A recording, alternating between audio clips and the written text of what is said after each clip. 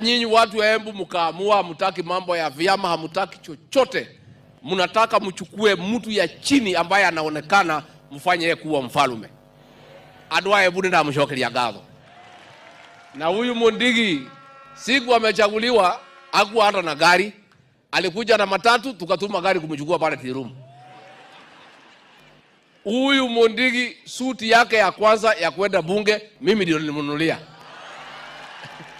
Sasa mmeona vile ameng'ara vizuri. Ni mwanga kati mwega. Ndio naro kama itaweka vio. Bwana Speaker, ni vizuri kusherekea kwa sababu tuko na deputy mpya president ambaye anaitwa Ibrahim Kindiki Kithure.